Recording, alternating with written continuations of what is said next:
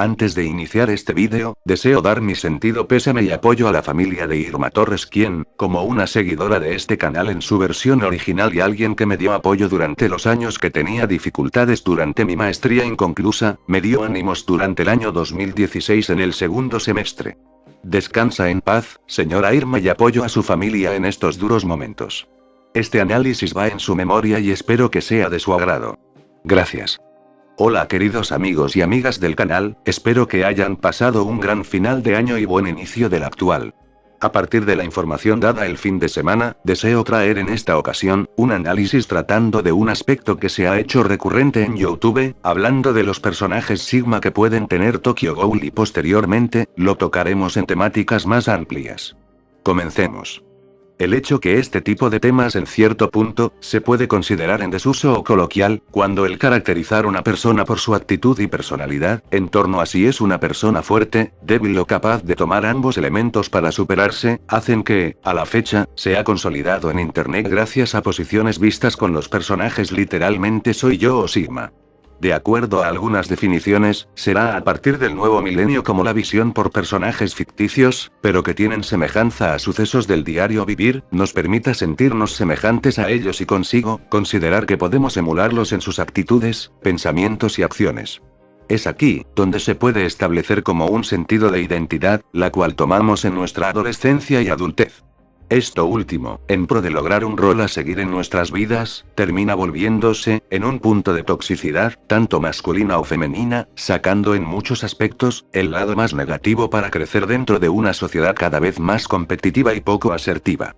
Citando a la revista NSS Magazine, es el rol carismático que tienen, además de su fuerza de voluntad para crecer en medio de la adversidad y con una visión desentendida o incorrecta de la realidad, razones para que sean considerados en el argot popular como lobos solitarios. Ante esto, en la segunda parte de este análisis, detallaré qué personajes en realidad pueden considerarse Sigma o no, acorde a estas posturas. Siguiendo este hilo, una historia como Tokyo Ghoul que se ha caracterizado en resaltar la tragedia como motor argumental de su desarrollo argumentativo, tanto en sus dos mangas y como en medio de la comedia, romance y drama, es la tragedia de muchos de sus personajes un pináculo para formar de este modelo de qué personajes pueden considerarse Sigma dentro de Tokyo Ghoul.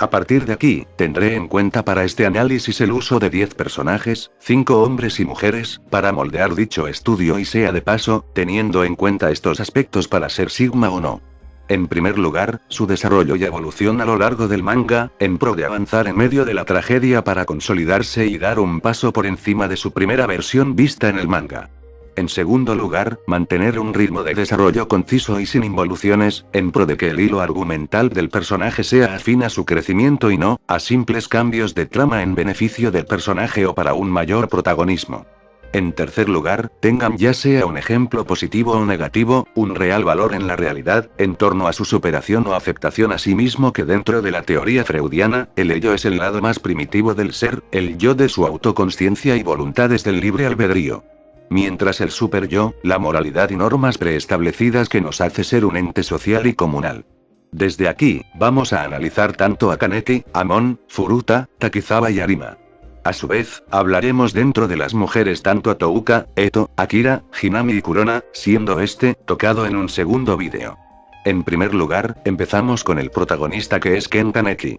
A pesar que, en la primera parte del primer manga, mostraba signos de ser un personaje débil y con un gran corazón, será el desarrollo posterior a su tortura, como este aspecto sensible se fortalece para darle mayor carácter y personalidad, dándole consigo mayor ímpetu en medio de su dolor tanto emocional y físico. Será su sacrificio al final del manga enfrentando a Arima, donde el avance dado por el personaje, nos permite ver un punto a favor que lo hace un ejemplo en su determinación por autosuperarse en medio de la adversidad. Entonces, con la llegada de Re, veremos a un Ken quien tomando la identidad de Heise Sasaki ante su amnesia, nos permite identificar un rol ecuánime. Con la llegada de Heise, podemos ver junto al segador negro de sus mejores versiones y maduración tanto como persona, en cierta medida en lo mental y en amistades, podemos apreciar que el tener ese pasado interno con su peor versión, como lo es Kaneki, eventualmente hizo que esa estabilidad se perdiera con las crisis emocionales y desequilibrios sufridos por Heise o el deseo de morir con estilo del segador negro, en pro de salir de ese dolor interno al no poder superar o afrontar de sus problemas realmente, causando que lo carcoman lentamente, al tiempo que vemos más de su pasado con el maltrato emocional y físico sufrido por su madre, base para el daño que lo seguiría en su adultez. Ante la aparición del Rey de un Ojo, podemos establecer como Kaneki al simplemente tener una visión de retomar lo vivido a inicios del primer manga junto a la experiencia vivida desde su tortura hasta el segador negro, eventualmente tendrá como resultado darle una involución en su personalidad que simplemente hizo que a sus espaldas se cargara la vida de miles por sus malas decisiones y no asumir sus responsabilidades, en pro de resaltar cómo es alguien X en un mundo sin relevancia. Finalmente, el caos vivido con Dragon y el final del manga, refuerzan como Ken Kaneki a pesar de superar sus adversidades y anteponerse a las circunstancias, su desarrollo tanto como personaje, emociones y mentalidad, terminaron estancadas en un primer momento, donde empezó siendo un chico amable, viviendo su vida sin mucha espectacularidad y teniendo a su mejor amigo. Todo esto, terminará con el mismo chico amable, sin tener una vida espectacular, con su mejor amigo y reforzado con decenas de amigos y familia, pero con los mismos vacíos emocionales y psicológicos que no le dieron un real avance, algo que en historias de ese mismo periodo que varios tendrán en mente, sería llamado como el poder de la amistad y sin real consecuencia para el protagonista.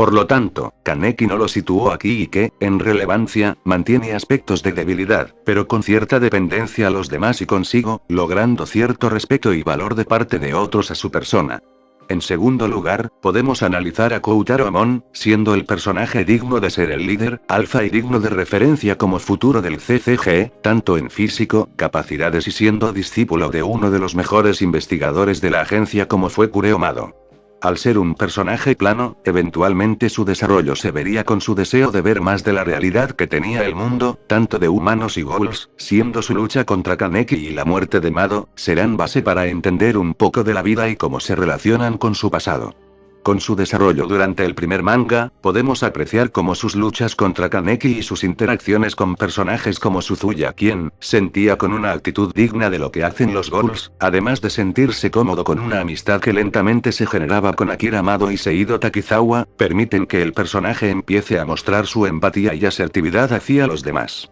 Sin embargo, momentos como el de ponerse a matarse en lagartijas para calmar sus emociones y restringir cualquier debilidad, hacen que el personaje mantenga una inhibición y moralismo que no le permiten crecer.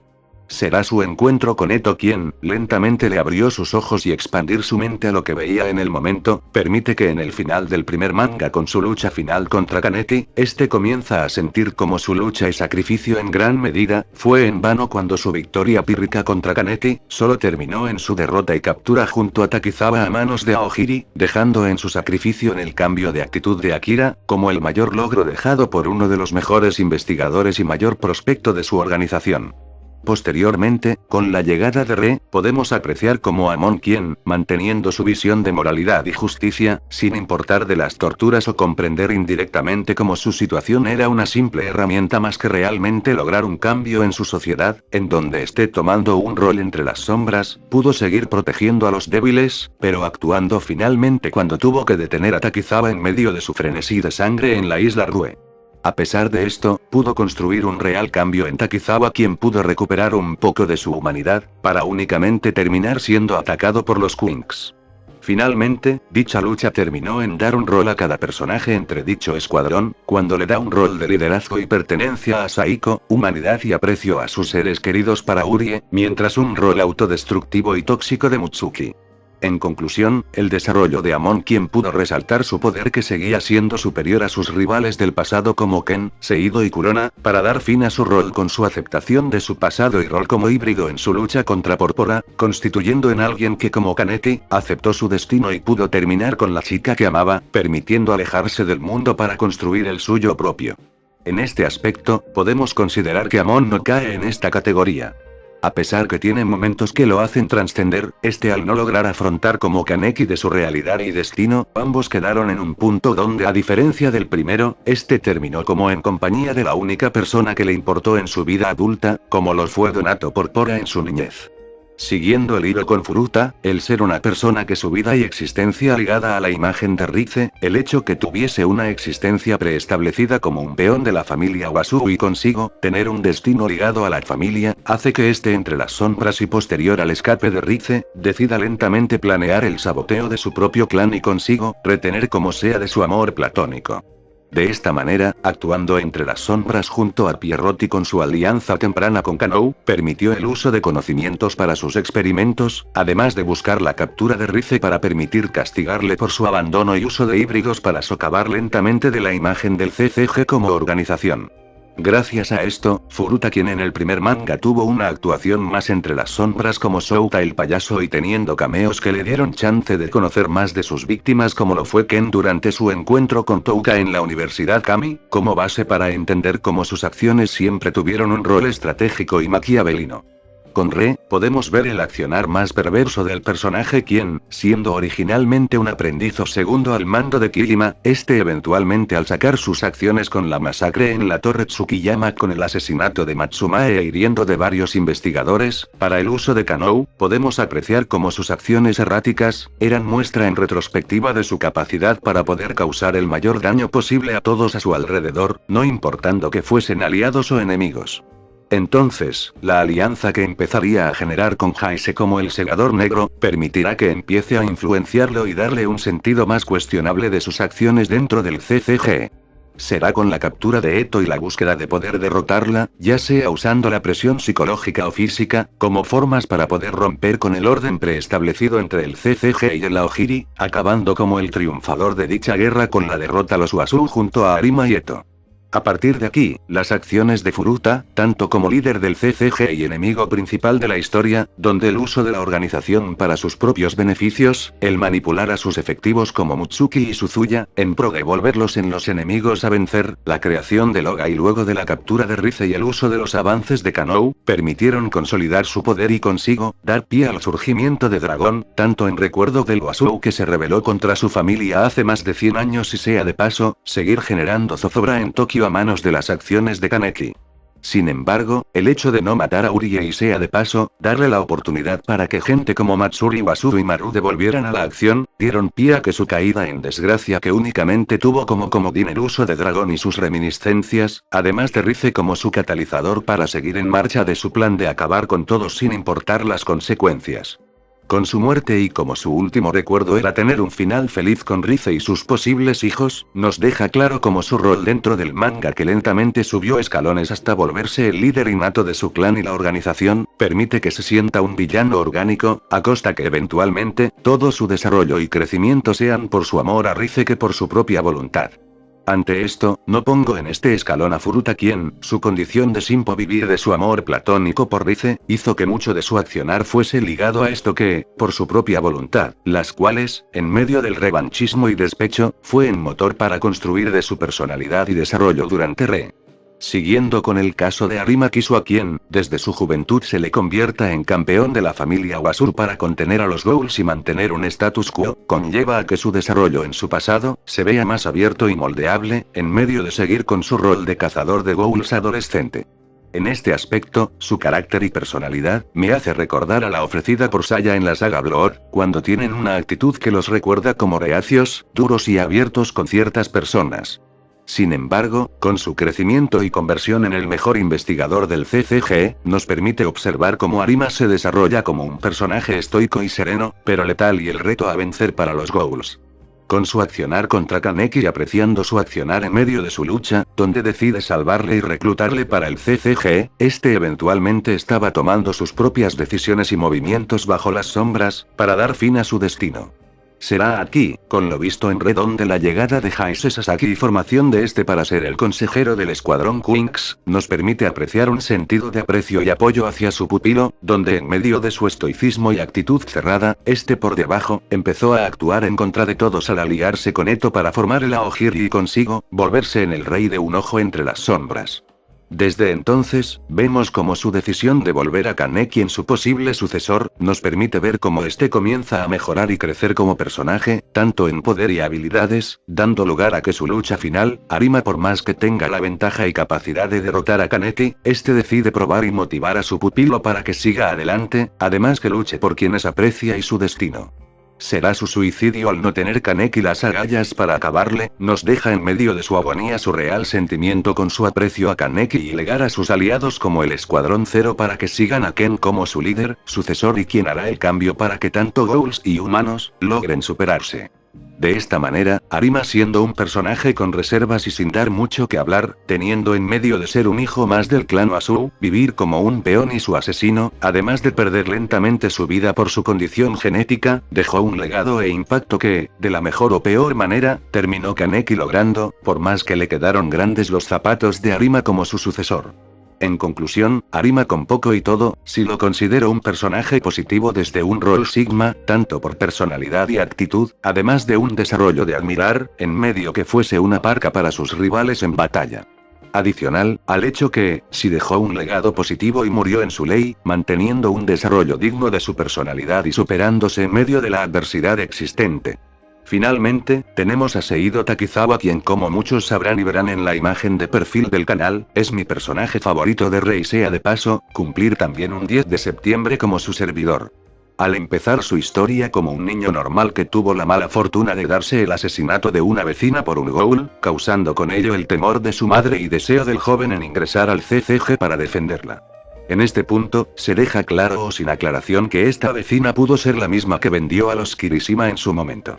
Con su presencia en el CCG, este lentamente empezaría a tener un interés amoroso en su compañera Akira Amado a quien, su amor terminará siendo no correspondido y consigo, dando lugar a ese sentimiento de inseguridad y molestia que dará a que, durante el primer manga, se sienta como un personaje molesto o irritable por su actitud prepotente. Será durante la saga de Aogiri en adelante, como Takizawa en medio de sus posturas reacias hacia varios personajes como Suzuya o Akira, este mantenía un leal respaldo hacia Amon y Hoyi, a quienes consideraba como sus maestros y modelos a seguir. Sin embargo, será el lento y duro destino que tomará la historia, donde Takizawa viendo como una inminente guerra vendría, este lentamente libera mucha de su personalidad, tanto será su reunión en el bar con Akira y Amon, donde este borracho y sin razón, intenta liberar un poco de su frustración, mientras se da el momento intenso entre Akira y Amon que lentamente dará construcción a su interés amoroso.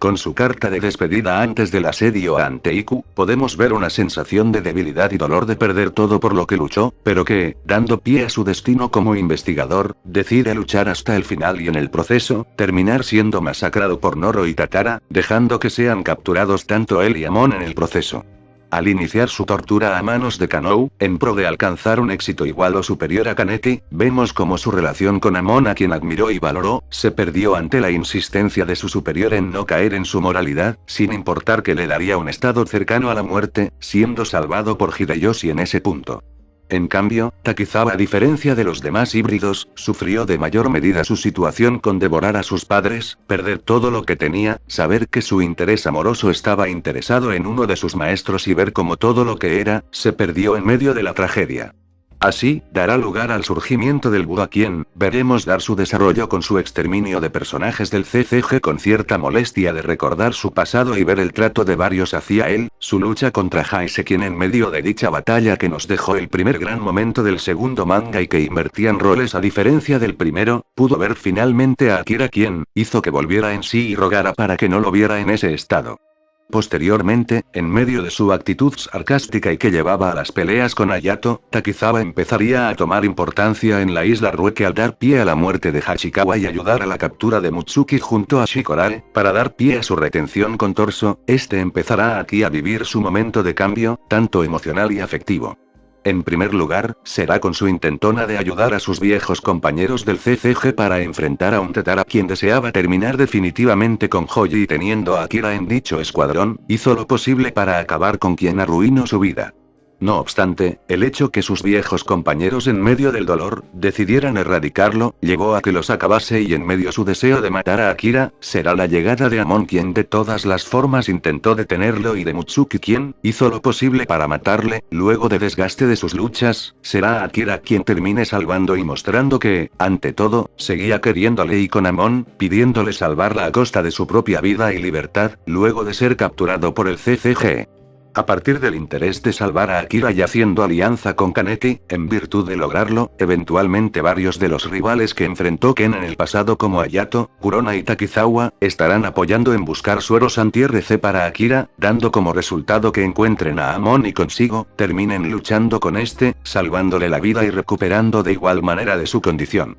Con su partida al final de la saga de los payasos con sus charlas con Amon y Kaneki, donde recibe un crucifijo de Koutaro, veremos cómo Takizawa queda un poco al margen de la guerra entre Cabras y el CCG, manteniendo un apoyo con Hakatori, hermana de los Bin con quien, luego de enfrentarla en Rue, termina siendo la persona más cercana que tendrá durante el desarrollo de Re. Finalmente, con el inicio de la saga final y el intento de detener a Pierrot a manos de Furuta y Donato, para dar fin al control de Eto a manos del último, veremos cómo Takizawa intenta ayudar a su viejo amigo y dándole su crucifijo, demostrando que superó su mala relación y le devolvió el favor que le dio al salvarlo en Rue. Consigo, su presencia moral y apoyo, permitirá que también genere el crecimiento de este, aceptando de su relación y aprecio hacia Pórpora, además de comprender cómo en ese momento, su pasado quedó salvado. Con el final de Re, vemos que teóricamente, es el personaje que terminó sufriendo más, luego de seguir rondando entre las sombras para expiar sus culpas y pecados, tanto en sus asesinatos y actos, pero consigo, manteniendo la paz que quedó entre ghouls y humanos, a costa de quedar solo y sin ningún interés amistoso o afectivo, tanto con Akira que se fue con Amon o Hakatori quien, terminó en el santuario de su familia salvando a los ghouls que no pudieron acoplarse al nuevo sistema.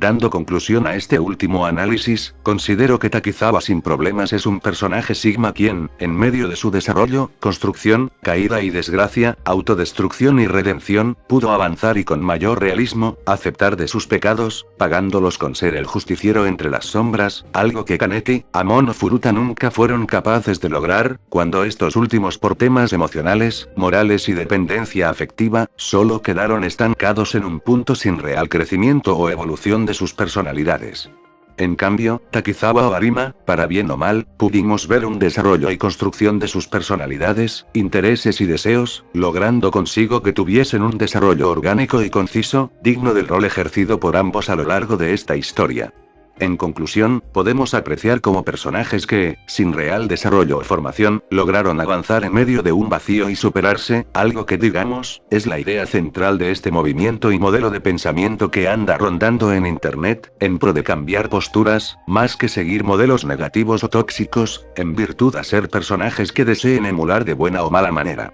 Con esto, finalizamos de esta primera parte del vídeo que, como condición, dependiendo del apoyo y respaldo, tendrán en breve de la segunda parte, analizando de los personajes femeninos a tratar. Asimismo, dejo presente que los siguientes vídeos acorde al desarrollo de contenido serán la parte femenina anteriormente mencionada, un vídeo paralelo a este con un análisis a verificar si los personajes llamados Sigma que resaltan en internet caen o no en esa categoría, además de la tercera parte de qué hubiera pasado si Kaneki no se convierte en Ghoul. Agradezco cordialmente a todos ustedes de su apoyo y espero contar con ustedes para nuevo contenido. Muchas gracias y hasta pronto.